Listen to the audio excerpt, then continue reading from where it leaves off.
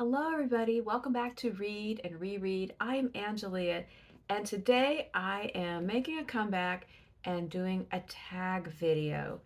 This tag, let me tell you about the tag first, and then I'll say a couple things about what's going on with me. But the tag is a tag that was created by Roz at Scally Dandling About the Books and Elizabeth at Bookins Books, and it is the This or That People April tag. They created this tag to go along with the People April event, which is all about reading nonfiction about people, biographies and memoirs, letters, journals, diaries, anything that focuses on people, nonfiction, their personal experiences. And so I wanted to do it while it was still in April. And I have been tagged. I have a big stockpile of tags going right now, and I'm really behind. But I have a couple that are specifically about April events, and I really want to get them out while it is still April.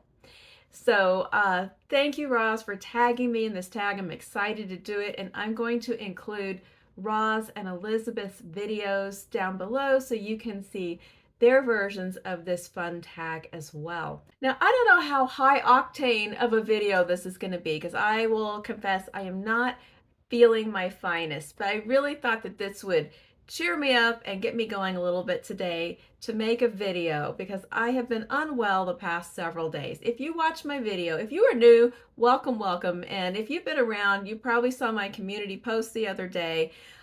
We went to the San Antonio Book Festival this past weekend.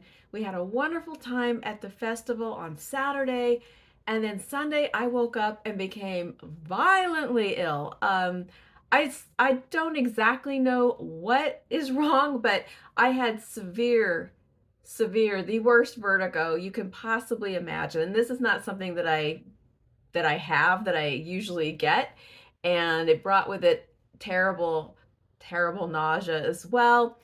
And I ended up going to the ER because we didn't know what was wrong. It was so severe, and they did rule out any dire things, like I was not having a heart attack or a stroke.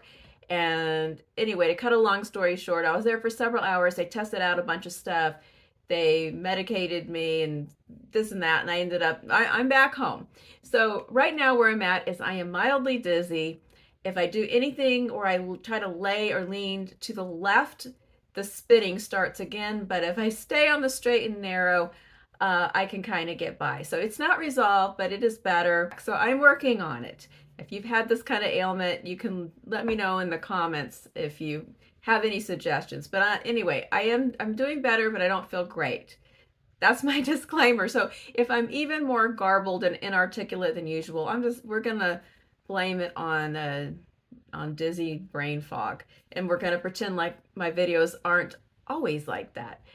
So let's move on with the tag. So as I said, this is all about people and the types of books that are specifically focused on people in nonfiction formats. And I think there's maybe 10 prompts, and I'm going to go through it. And it's kind of interesting because if you watch my channel, you know that nonfiction is a smaller part of what I read. I'm mainly a fiction reader, but I've been challenging myself to read more nonfiction. And so this year, for the first time, I've been keeping a separate nonfiction TBR and making sure that I read at least one nonfiction book every month, and sometimes more. And it's kind of opening up. I don't know, either it's opening up for me or I'm opening up to it, but I'm actually having a really good time in not just accomplishing the goal, but becoming more interested in nonfiction books that I hear about. And I have a pretty healthy list going.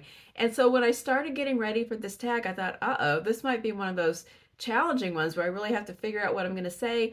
And as it turned out, I did not have trouble collecting a big pile of books to talk about for these prompts. So maybe I should stop talking about getting ready to talk about them and actually talk about them. How about that? So let's go. And you may have seen previous versions of this or that tags. Basically, everything's in pairs. Do you prefer this or do you prefer that? So that's how these questions will go. The first one is big, fat, and detailed biographies or short and succinct biographies. I probably shouldn't have put these questions over here on the left-hand side. That might have been an error. We'll see how it goes. If I suddenly pitch over and disappear and you hear a big thud, it was a mistake. But let's see what we can do. All right, well, my answer to this question is short and succinct. As you may recall, again, if you've been watching, is that I specifically have a problem with long nonfiction. I can read a long fiction book without any particular problem. I might have a little trepidation starting if it's super long, but long nonfiction just sends me running for the hills. And I immediately am looking in the back to see how much of it is made up of notes and back matter to see if, how long is the book really. I don't know. Less is usually more for me when it comes to nonfiction. And I'm very particular about what kind of biography I will embark upon. And it just better not be too long or too rambling or overly detailed, or they're just going to lose me. So here's an example. I read a short and succinct biography that I really, really enjoyed. And I read it, I think it was in January, and it was from the library, but I'll put a picture up. And it was a biography of Jane Austen written by Carroll Shields. I really enjoyed it. It was succinct, but it had enough details. It was interesting. It wasn't overly academic. It wasn't underly academic and too speculative. It was just right. It was a Goldilocks book for me, and I was happy that the series put out by Penguin of Biographies, so I could look for other books in this series about other people that I might be interested in, and then I'm on to something. Now, on the other hand, here's an example of one that was too long. I have this book, Unfaithful Music and Disappearing Ink by Elvis Costello. I love Elvis Costello. I even love this picture on the back, and I usually don't like the goofy author pictures that are on books. And so I was all excited when this book came out, even though I don't read celebrity biographies and memoirs. I know this is a memoir, not a biography, but still I thought he's one of my all-time favorites. Well, this book came out in 2015. I got it new. My bookmark is at the halfway point, and that's where I bailed, and I never came back because I got bored. I mean, look, the size of the book at the halfway point is the size that the book could have been for me. And I know he has had a long and eventful life, and I'm sure that other people love the whole thing, but I could not hang with it. It was too much. So, short and succinct. Number 2, celebrity memoirs or average Joe memoirs. I'm going to go with average Joe because I really don't read celebrity memoirs. I am rarely to never, maybe just never interested in these kind of things. Case in point, the failure of the Elvis Costello. Like average Joe, I like memoirs that are ordinary people that I would not have heard about otherwise, but they have a story to tell. And so I just read Down City. I'll be talking about it on Friday Reads. I think I might have talked about it last time. Leah Carroll's mother died when she was 4 during a drug buy that went sideways. And then her father died when she was 18, and he struggled with alcoholism and mental health issues. And she writes about her life with them and without them. She does explore and learn more about what happened with each of her parents, especially some mysteries regarding her mother's death. But it's not exactly a true crime book, even though that is part of it. It's really more about her reflections on them as people, who they were and how they were disregarded in different ways by different systems in their life. The police, the legal system in general, their places of work, especially in the case of her mother, a general lack of interest in solving the mysteries of her death. And so I found it very compelling. I would rather hear a real story where someone's trying to figure out what the hell is the deal with my family. That's the kind of story that always draws me in. So I'm going to go with the average Joe memoir. Number 3 is complete correspondence or selected letters. Oh, please, selected letters. Please, somebody screen them out.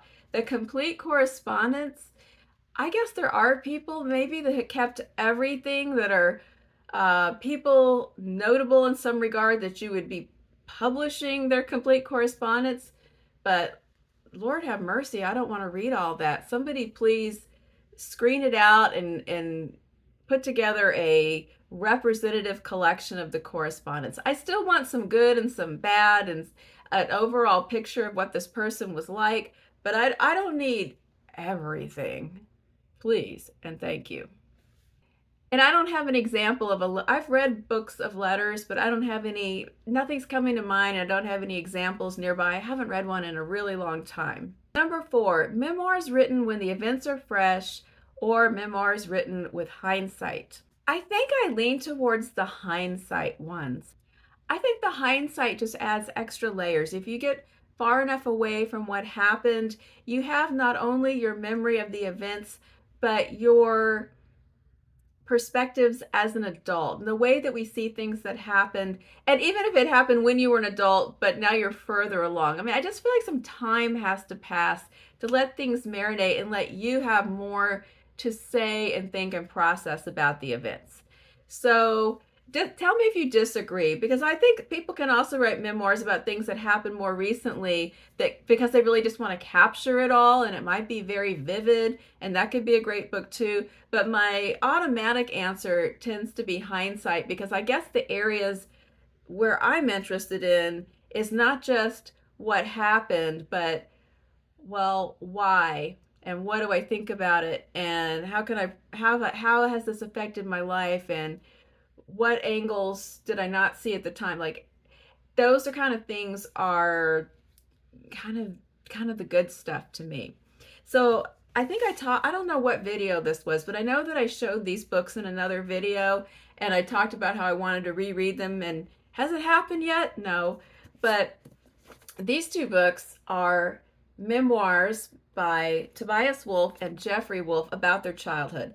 They are brothers, and this Boy's Life is the more famous book because it was made into a movie with Robert De Niro and I think young Leo DiCaprio. And this, they're both writers, and as kids, their parents split up, and Tobias, the younger brother, was living with his mother, and then eventually his very difficult stepfather. And Geoffrey was living with his dad, and his book is called The Duke of Deception. And his dad was kind of a con artist, identity fraud person, and so his book is about these escapades of living with this elusive person that he couldn't quite ever fully know and put his finger on, that he's kind of simultaneously dazzled by and horrified by. That's how I remember it. I read this for a class in the 80s. It's time to reread it. And then his younger brother has kind of bizarre experiences of his own, living with his mom and his abusive stepfather, and kind of aware of some of his father's tendencies, and perhaps puts a few of those skills into play himself. So I do want to read them both again, but they were both written as adults about their childhood. So we have that extra remove and that extra perspective. And this is the second time I've highlighted these, and I think, gosh, I really want to sit right down and read these again. Will it happen? Number 5 is gossipy biographies or scholarly biographies. I'm going to lean towards scholarly here, but if it's too scholarly and too academic to the point of dryness or too much esoteric minutia, then that's not going to work either. So, but gossipy, I'm not interested in gossipy biographies. Now, if the actual biography is well researched and a little scholarly, but it also turns out that it's pretty juicy, that's good stuff.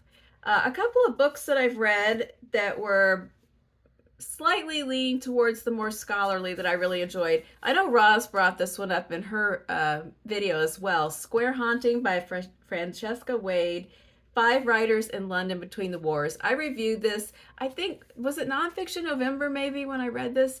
But I really enjoyed this book, and I like this kind of biography that's really more about a group of people, not one big, long, exhaustive exploration of just one person, but how five women lived in the same neighborhood and in some cases the same flat in London over a period of years. Their experiences as writers, artists, thinkers, women, how they navigated that time period between the wars. It was a fascinating book. Another one that I really enjoyed is Sylvia Beach and the Lost Generation, A History of Literary Paris in the 20s and 30s. Again, I read this back when I was in graduate school in the late 80s. I have been intending to reread it for decades. Never say never, but I still stand by it that it was, if I was really into this in my early 20s, it has to be good, and it could not have been dry, right? Because I have more, I have more patience and bandwidth for that kind of thing now than I certainly did then. But and it has photos. So this again, it's specifically about Sylvia Beach, who had the Shakespeare and Company bookstore in Paris during that time period. But there's this wonderful collection of all the people in her inner circle and on the periphery. This like every person of the time period in arts and literature, and it's just terrific. And I like that. I like when there's more than just the one person. And it is well researched, and there's plenty of notes, and it's documented, but it's kind of juicy too. It's got just the way that people were living and the things that happened is pretty exciting. So it's kind of scholarly, but not too scholarly. Number 6 is Diaries of Ordinary Life or Diaries of Extraordinary Events. Well, I think really maybe both. There's diaries of ordinary life that just become extraordinary in the reading because of just the power of the writing or your own interest in the time or the place of the person writing the diary.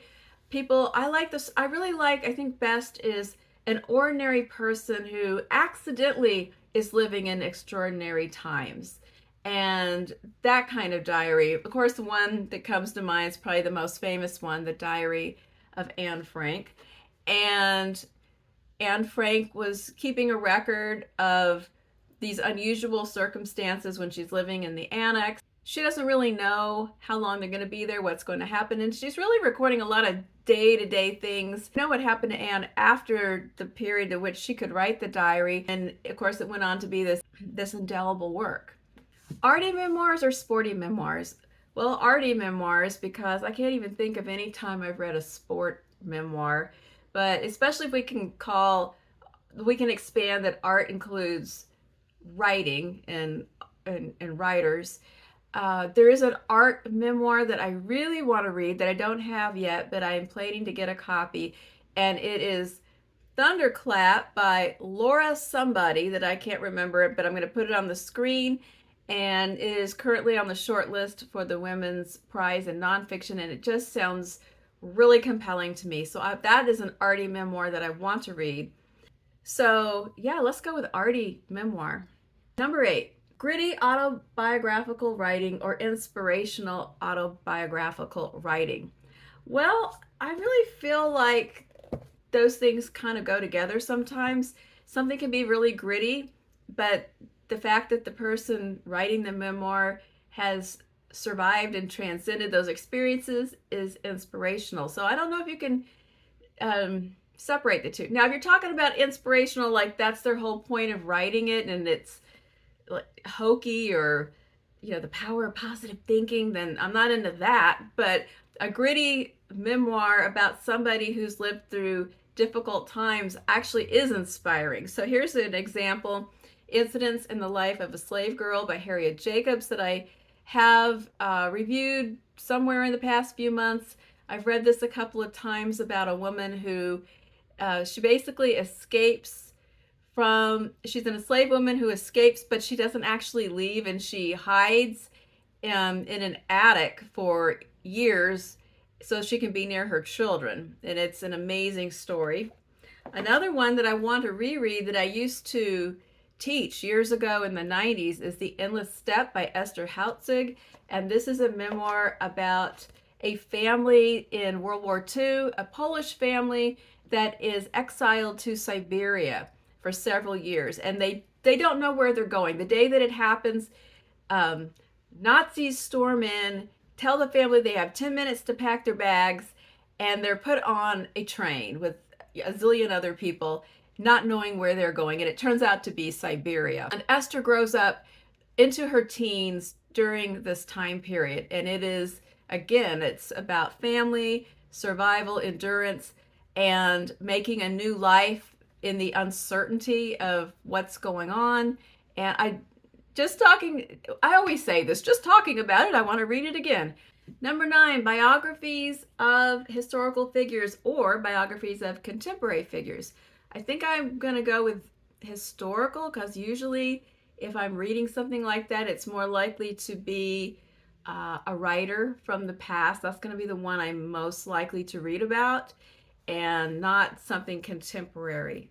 So I'm not interested in ones about politicians or celebrities. So yeah, let's go with historical. Don't really have an example. We'll just leave it at that. And then number 10, memoirs of happy days or memoirs of tragic days. Again, I think it's usually the best books are sort of a combination. A memoir of just happy times wouldn't really be much to read about. Might actually be a little aggravating. And memoirs that are just a complete slog through tragedy are kind of hard to take as well. I like a little bit of a balance. I think one of the classic examples is Angela's Ashes by Frank McCourt. I also have his second book, Tis, and these memoirs about his life growing up very poor in Ireland and then eventually immigrating to the United States. That's funny, it's harrowing, it's awful, it's uplifting, it's kind of everything. And just talking about it, I want to read it again. But so Angela's Ashes. And then a more contemporary example is a book I read a few years ago called The Other Wes Moore. Wes Moore is now the governor of Maryland, I believe. But at the time that I read this, I'm not sure exactly. This was in 2010. I'm not sure where he was in his career at that moment. But this is about a man who grew up in, Baltimore, I believe. He grew up in Baltimore, and he did live through some difficult family circumstances, and there were some times in his youth when he was beginning to get into trouble and kind of veering down the wrong path. Some family intervention kind of shot him in another direction. And this book is about, round about the year 2000, an article ran in the paper about him because he had become a Rhodes Scholar. It was about him graduating from, I think it was Johns Hopkins, and he had just won this Rhodes Scholarship. But at the same time in the paper, there was also a story about a local crime in which a I always get stuck on this word, jewelry store robbery went wrong, and a security guard was murdered. And one of the people who was arrested for this crime and imprisoned was also named Wes Moore. So Wes Moore became rather fascinated by the fact that there was another man of about his same age, another black man who had grown up in Baltimore, living, things had just turned out very differently, and he wrote to the man in prison and began a correspondence. And so this book is about the two parallel lives of the Wes Moores growing up in the same city, and what happened and how things are different and why they might be different. And it's really quite interesting. So I guess once in a while I do read a contemporary one. All right, that's the end of the prompts. What do you think? Have you read any of these books, or do you have a different book you would use for an example for any of these? And would you go a different way on the this or that than I did? Looking forward to hearing from you. I hope that I wasn't too garbled in this, just in this lightheaded video. And I hope that I'll be back for Friday reads. Have a great rest of your week, and I'll talk to you soon.